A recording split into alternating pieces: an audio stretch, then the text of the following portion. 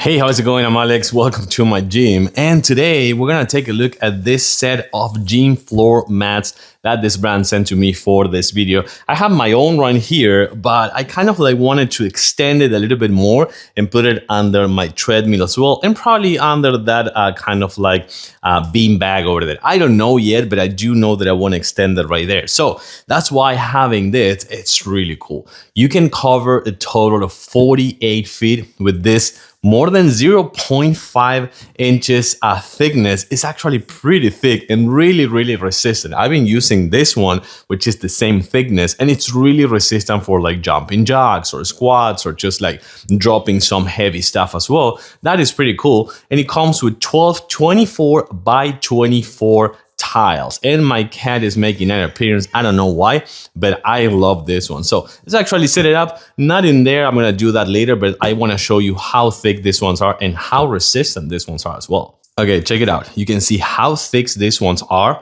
and how nice the grip of this one is gonna be with this really nice rubber. So you can do this barefoot if you want, or with socks if you also want. But of course, it's really thick, 24 by 24, and these ones are so easy to set up.